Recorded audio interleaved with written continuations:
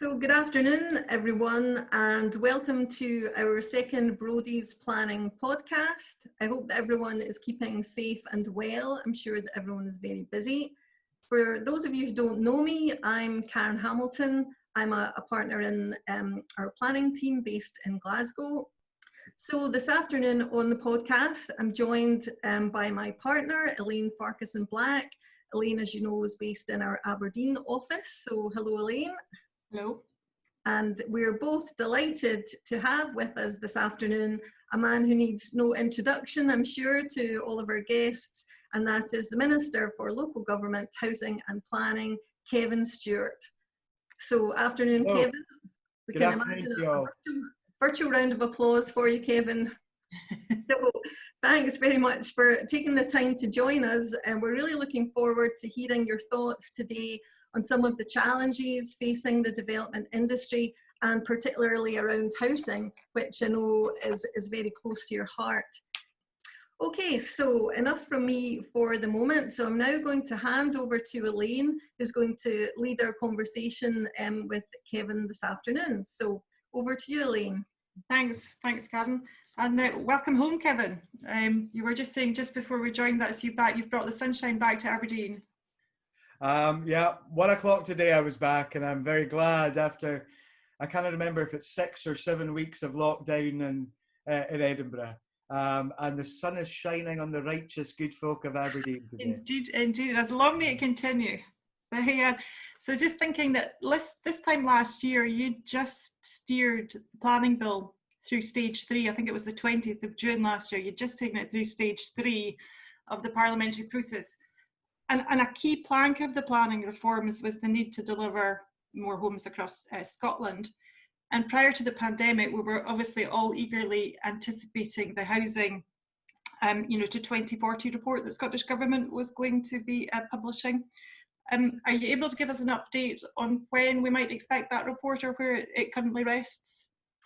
Well, I think folks will understand that we face some unprecedented challenges over the past few months. And it would be fair to say that a number of the work streams which we were working on have had to be put on pause in order to concentrate on suppressing the virus. Mm-hmm. But we hope to unpause the work in terms of housing to 2040 soon. That hasn't stopped folks contributing. Yeah. I think that this period has given folks a lot of time to think, and we have seen people feeding in ideas. We've seen a fairly substantial report, a collaborative piece of work between Shelter Scotland, the Chartered Institute of Housing, and the Scottish Federation of Housing Associations just the other week, which again I think will be useful in terms of us coming to decisions around about the future. Mm-hmm. So we have been on pause, but we do hope to restart that work soon. What I would say to people is that maybe this period is giving you some thinking time as well, and it may well be that you want to feed in views. And the other thing around about all of this, certainly during the period of lockdown, some of my views have changed, some of my thinking has changed around about what we actually require to do in the future, around about space and place, because I think the lockdown has made us all ponder a little bit more around about what our lot is and what can we do to improve that. Mm-hmm. Just then picking up just when you mentioned obviously there the report from Shelter and the Scottish Federation and the Chartered Institute of Housing, it was suggesting that we need some 53,000 affordable homes in the period 2021 to 2026. I appreciate the report's not that long out. What's your thoughts about that? Well, they had 53,000 affordable homes per year rather than Yes, 53,000 right. affordable Okay. homes over that period. And, you know, our ambition during the course of this Parliament was to deliver 50,000 Yes. affordable homes. And we were on track to do so. Mm-hmm. And it's not just me saying that, you know, again, the independent voices of those three organisations who'd done some work previously showed that we were on track. We were on track. Yeah. Obviously, COVID itself has put a halt in work, so we're not going to achieve that. But what I would say to folks out there is that I still want to see as many affordable homes delivered during this parliamentary period. Mm-hmm. But beyond that, that doesn't halt our ambition in terms of delivering maybe a little bit later the 50,000 that we said.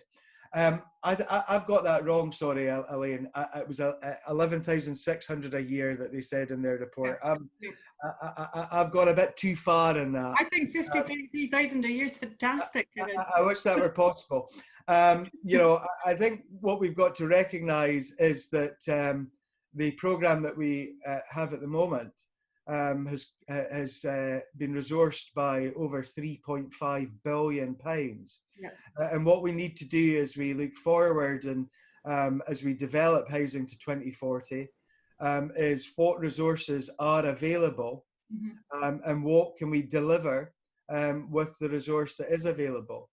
From my perspective, what I would like to see as we move forward is a package of economic stimulus, which I think we would all agree is required to boost the economy and to get things going again. Now, obviously, the Treasury still holds the purse strings, and I hope that there will be some sensible thought in terms of what investment is required. And I think that all of us would agree that housing is a very, very worthwhile investment. You know, the human cost of not having the right housing is great. And I think we need to look very, very carefully at what is required as we move forward with the changes that I think that we need to bring about from the lessons that we've learned during the course of the pandemic. So we will be arguing very strongly to the UK government that infrastructure investment is key, and beyond that, investment in housing is essential as we move forward. And is that something then that, you know, kind of obviously looking forward to NPF4, which we again had hoped it would have been September this year and is going to be obviously into September 2021. I think we're all very eagerly awaiting what that's going to say about housing and housing targets. Has, you know, what's been emerging perhaps maybe even strengthened the likelihood that we're going to see housing coming forward as infrastructure almost itself, a key part of putting the economy back together?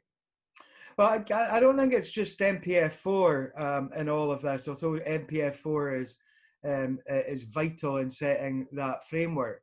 I think that we need to look at a number of other things, which obviously NPF4 will help with, but we also need to look at building standards as well as we move forward. I go back to the point that I made earlier around about the thinking. You know, I've been in quite a small flat in Edinburgh over the past number of weeks.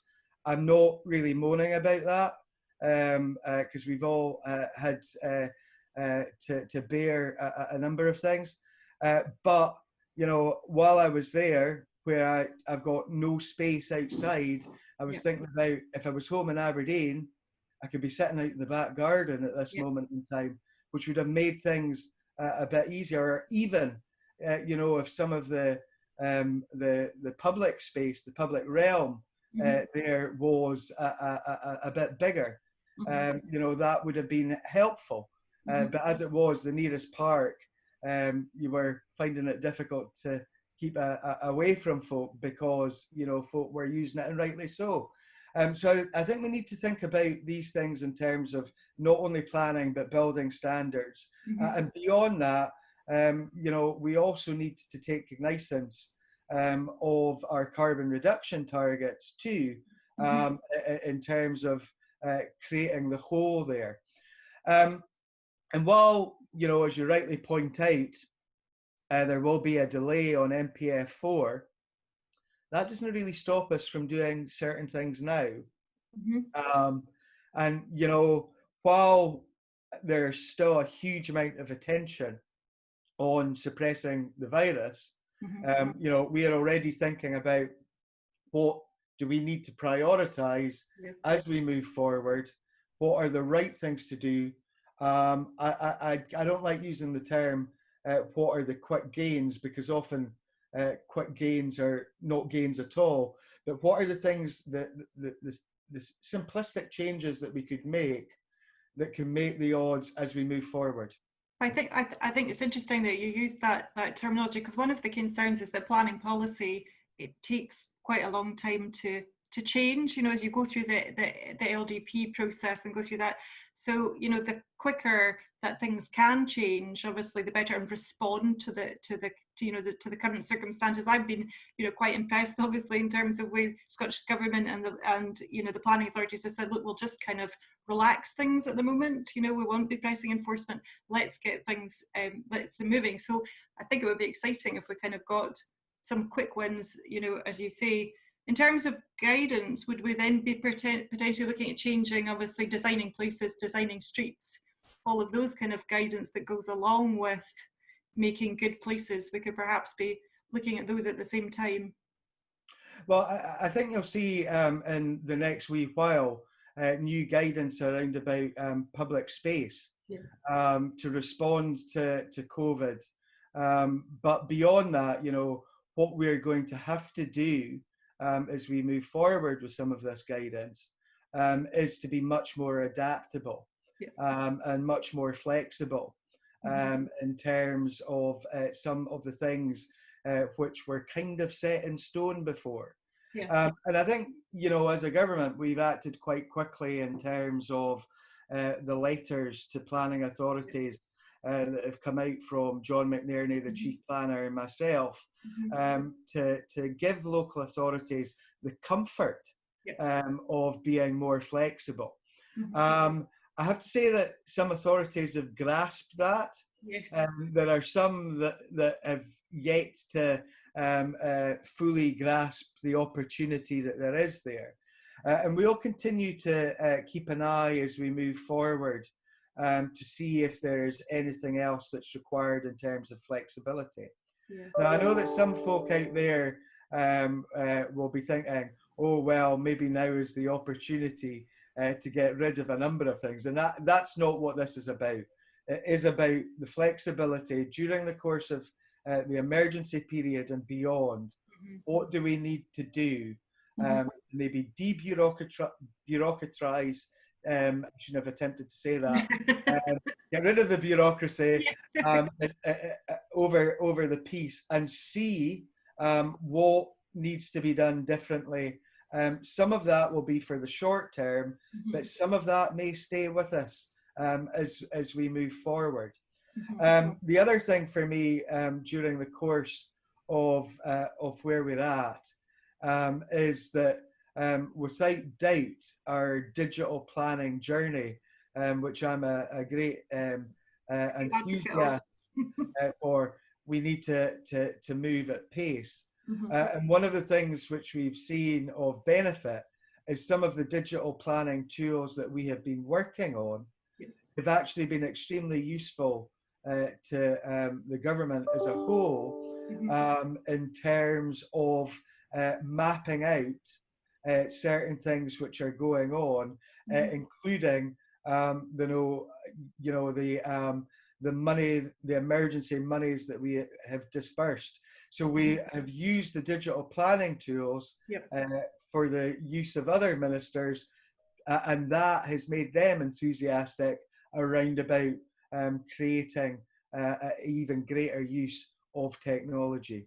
Mm-hmm. As we had Paul McCarry, from head of planning at Aberdeenshire, and he was commenting on how, you know, actually going to the virtual public consultation, that is encouraging more people to participate, which of course is something that you had been aiming for, and we also discussed the fact that actually this being in lockdown is making people think more about their community and being more local and what do they want. So perhaps there will be a reawakening, you know, in terms of getting engaged in the planning process, which, as you say, was something you were aiming for, but perhaps not looking for it to come about in quite this way. I wouldn't have picked this way to do No. it. But what I would say is what we have seen in many parts of Scotland is greater community engagement. And that may be folks going out and volunteering. And we've seen a huge amount of volunteering work going on across the country. I'm always very proud of Aberdeen because per head of population, we've got more volunteer hours going on here than anywhere else in the country, bar the islands. And we've seen some great works over the piece with Seafine, Aberdeen Cyrenians and others. Yes. But it's not just that engagement in terms of volunteering. It is a point where folk are thinking around about their experiences during the course of the pandemic, and thinking about what they would want to see different as we move forward.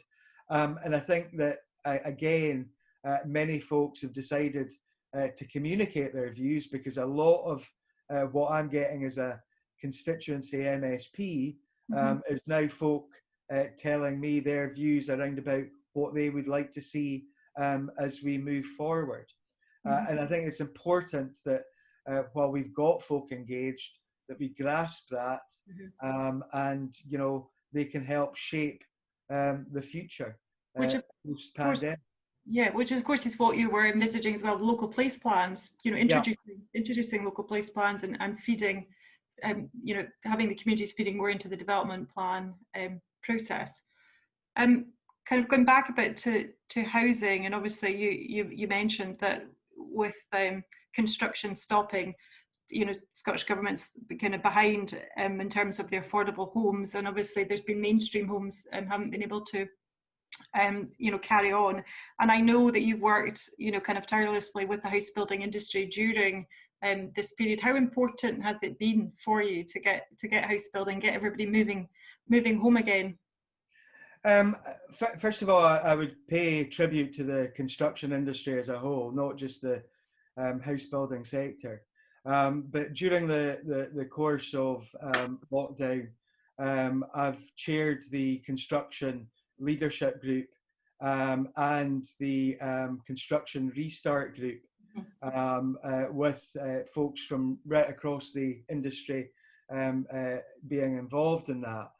And the construction sector itself has to be recognised for the fact that they worked to put together the restart plan, which we're now working our way through, which was not an easy piece of work and required a huge amount of cooperation and collaboration. And, you know, some folk have said to me, oh, the government's construction restart plan. Well, it's not the government's construction restart plan. It is the construction industry's restart plan, as they were the ones that put it together. So we are going through the phases of that plan now. We are on phase 3, and we will move forward in the 6 phases. But we have to be careful around about some of this still, because there will be some works which it's impossible to do at this moment in time, and we're going to have to wait. We're going to have to be much more aware of the physical distancing that's required when folks are on the job, and folk have reacted to that well.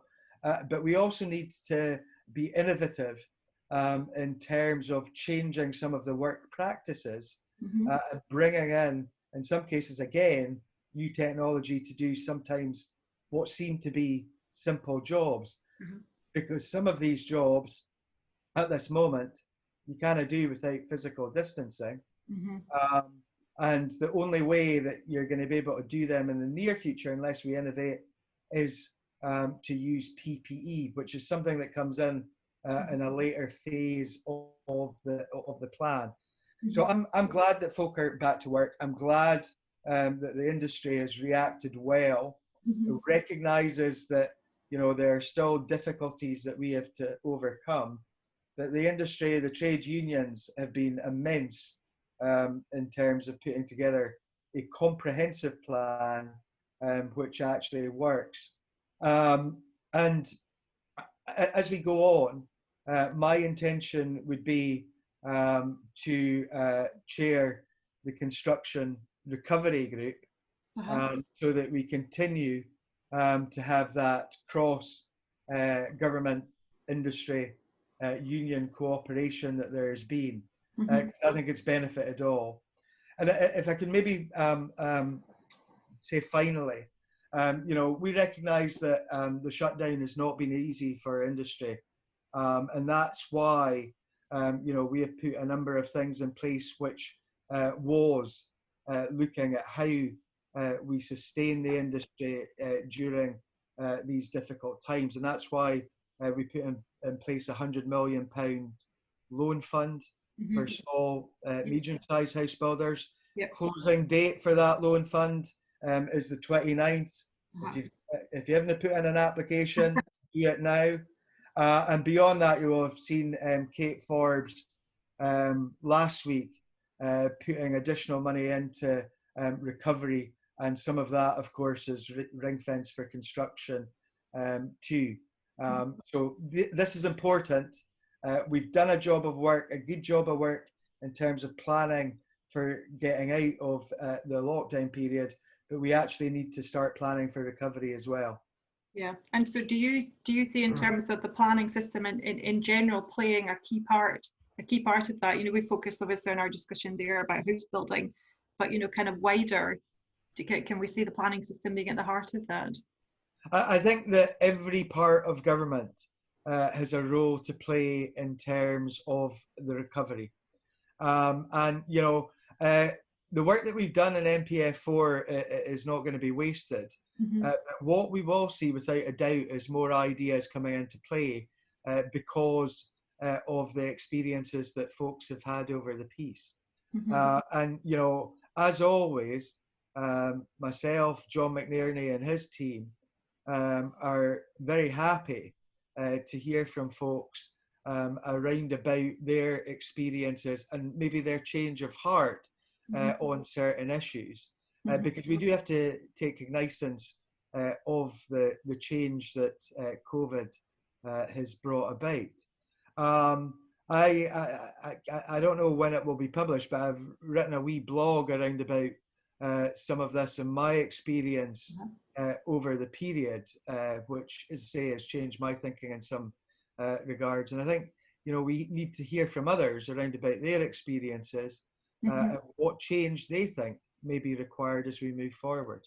Yeah, I think we were having a discussion yesterday with various planning consultants as well. It's that short term, medium term, and long term. That actually the needs are kind of different, and we've obviously seen over the past few weeks things change at an amazing pace as well. And that again for planning sometimes is quite difficult. I think let's forget about spatial planning just for 1 second. But if you look at some of the things which have gone on over the past wee while, it is not the case of only having one plan. In some cases, we have had to put a number of things in place because there were certain things which you aspired to do, but you maybe couldn't do it that way because the virus was not suppressed enough. Yeah. So, there's been some political arguments around about, you've done a U-turn in that. Well, no, we haven't, because there's been a number of plans put in place, a lot of thinking, but because suppression has taken place, we're able to move at a quicker pace than we thought. So in some regards, it's the flexibility that we need as we move forward. And I think, again, if I go back to spatial planning, what we need to think about is what are the flexibilities that we may need to put in place in order to counter future threats. Now, I hope, without a doubt, I'm sure we all do, that, that we continue to suppress the virus here and that we don't see any second wave. But during the course of all of this, it may well be that we have hot spots as we move forward, and we're going to need to react to that using test and protect and other methods. But during that, we also need to think about, what is that place capable of during the course of these new things that we're experiencing? Is it the right place? Are we building the right spaces, the right places for work, to live in, and to play in? And are they adaptable as we move forward? Yeah, and I mean, we're obviously lucky in Aberdeen, and we always seem to have some green space, kind of quite close to us. We are fortunate in that regard. And so yes, so actually you could say there's a greater emphasis now on proper planning, good planning, urban planning. There's some people suggest that it's going to be kind of fleeing from the city centre, out to the kind of green spaces. How do you think that we can manage to get the city centres back up and running and get people back in living? That seems to me to be kind of quite key to the planning system as well. Let me be parochial again and talk about Aberdeen, which I think it's because I'm so glad to be home that I'm just going to talk about Aberdeen all of the time.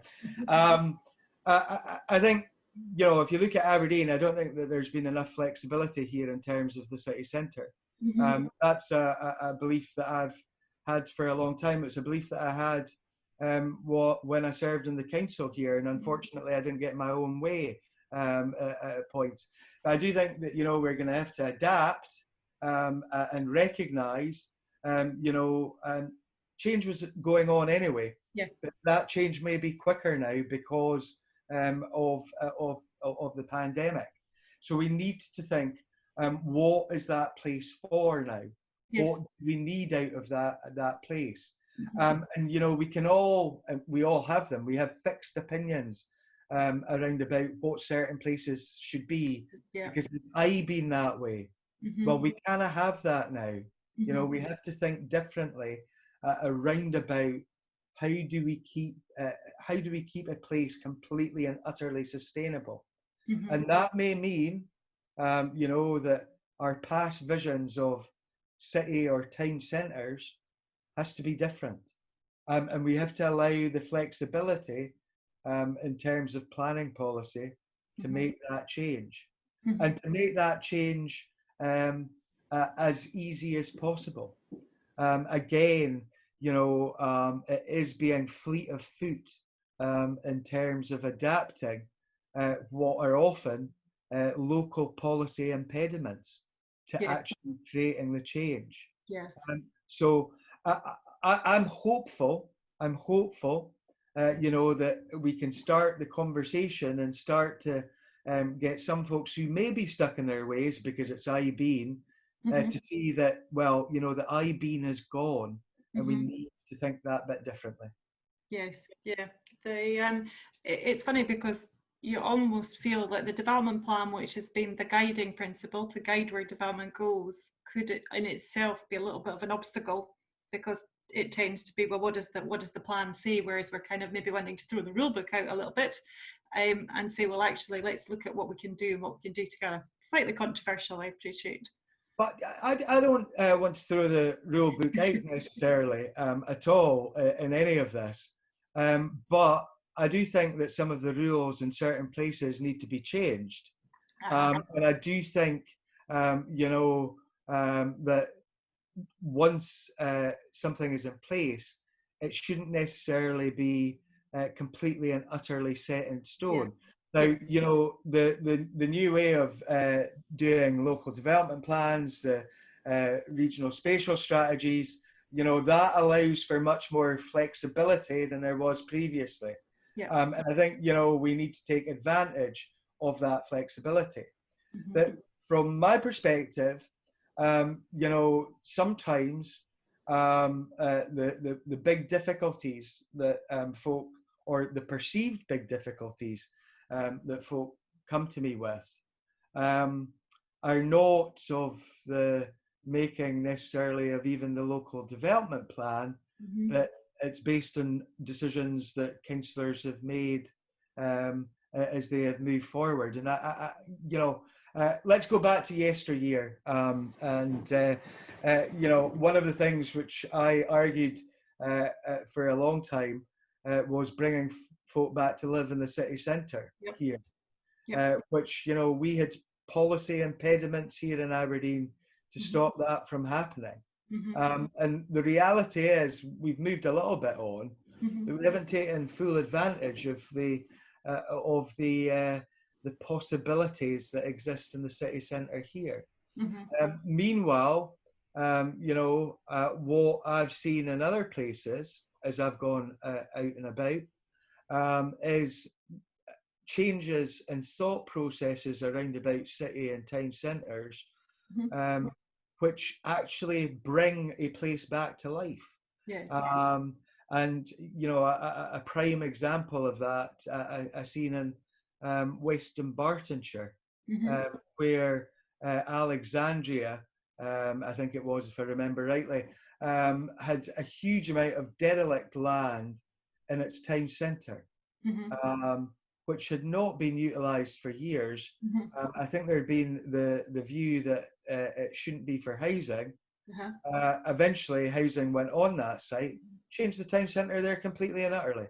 You know, brought it back to life, brought energy back to a place, and then you have folks saying, "Why didn't this happen years ago?"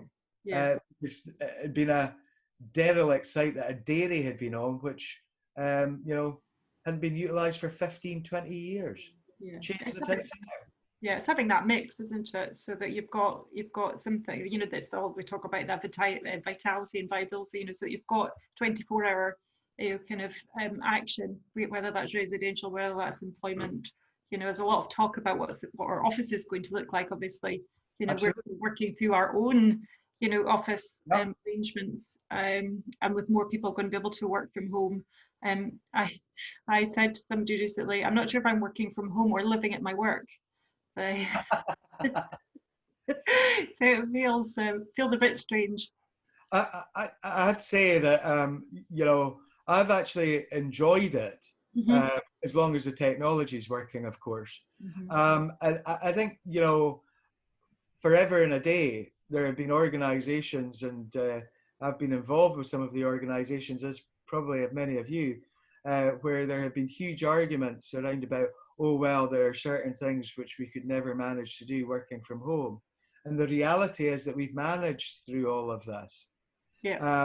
But what does it mean in terms of homes, places of work, you know, offices?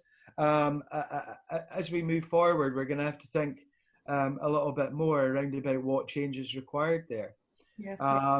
And do we all go back to the same old ways? I don't think we will. I hope not. And, you know, I think we've got the opportunity to put in a huge amount of thinking around about, so what places do we want to create if we're not going to have, you know, the same old? In terms of, I asked, I think I asked everybody this, in terms of, you know, what if you had to pick one thing that's changed or had to change during, you know, kind of lockdown, in terms of the way that planning has been working, and carry it forward, or make sure it carried forward, what would it be?